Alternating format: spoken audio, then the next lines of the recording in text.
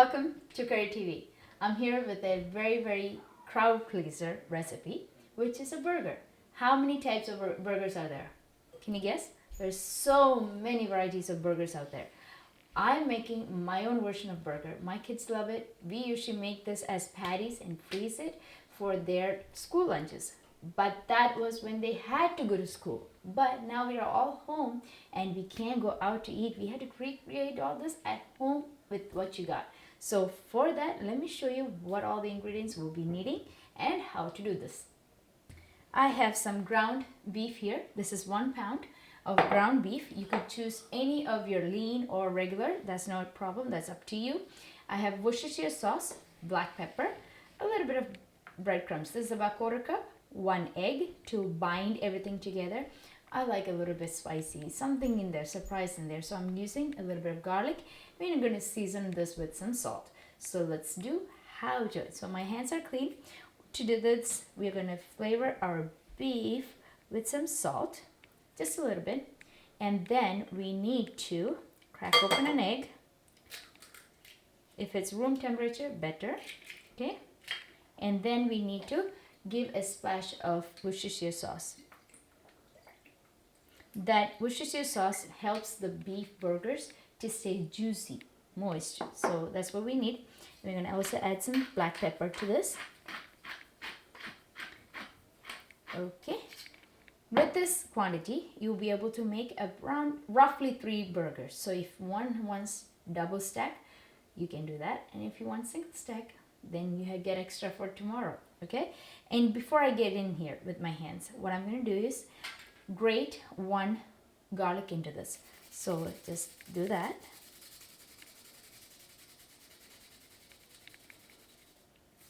Okay, so I got all of this in. We're going to mix it and then add our breadcrumbs according to it. So if you feel there's more moisture in there, add more of the breadcrumbs. That will add up all those or suck up all those extra moisture. So mix it all up. I've mixed all of our ingredients together. Now you see it's now holding its figure, right? So we're going to add breadcrumbs. I'm using Italian seasoning that has a little bit more flavor to it. So I'm going to add the breadcrumbs slowly into our minced beef. You can tell by, when you make a firm ball, this comes together. It's holding its shape. And there's few techniques that I have created. I don't know about you guys, but my creations, I can share that with you guys, is, so when you make burgers at home, right, and the typical burger size tends to reduce down when it cooks, right, to maintain that durability or that size, I'm going to be using a steel plate like this or a tiffin box cover. And then I'll show you how that is done. Okay, so for our beef patties, it's all ready. Everything is combined. So I didn't end up use all of the 1/4 cup of breadcrumbs that I had measured out. So just a little bit is left. So you take a big, enormous size of meatball, right?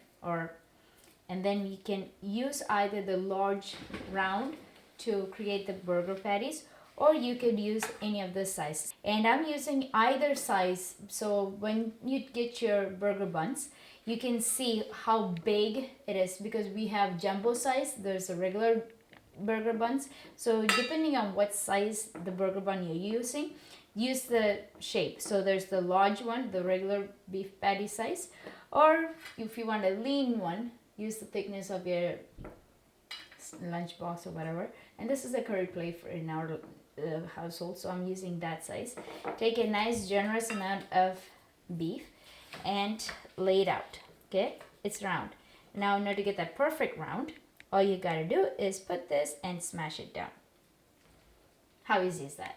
And then you get a wonderful burger that is even on all sides and the shape is maintained well throughout.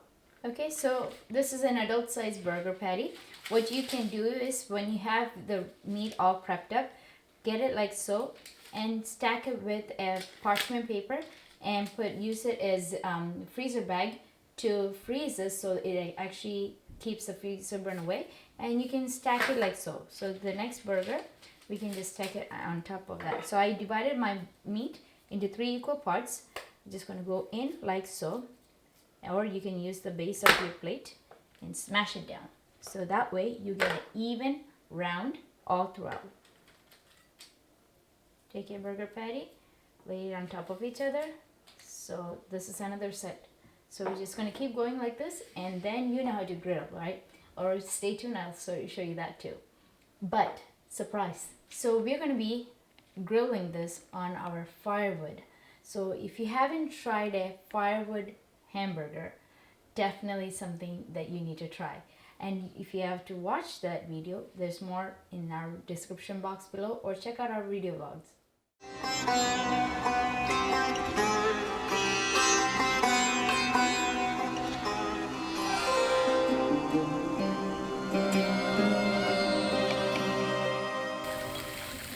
My friend, those grill marks are made from those cast iron, so this is nice juicy burger, and the taste itself is totally different from what we make inside the house. No matter what it is, gas or electric, the firewood flavor is totally different when you have a meal outside. So definitely try this recipe out. I would love to hear your feedbacks. So for the nice juicy burger, we can cook it for 4 minutes on each side. So once this is all done, I'll show you how to do the next step. Okay, we just came back in with our fire grilled burgers. Now to make your own burger at home, you know how to say when you order it online, or if you're near to a fast food restaurant, you can say with lettuce, tomatoes, jalapenos, whatnot. So same thing for a regular burger. And what I like to make mine different is with a pineapple, grilled pineapple. It's a little sweet, and if you want, you can spread a little bit of paprika on it. It'll be even tastier that way.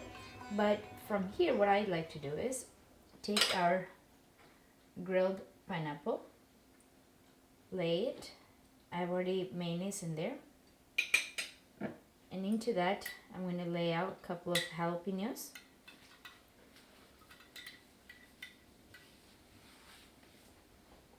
Right in the middle.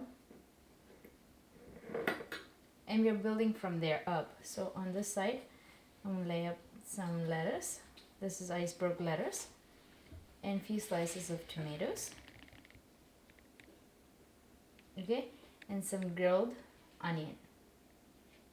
Okay, from there we're going to layer our burger. So if you'd like to, place your burger right on top. This juicy burger. Right, this is gourmet burgers. When you make gourmet burgers, they're pretty thick, and you can place chipotle paste on it, or the sauce itself.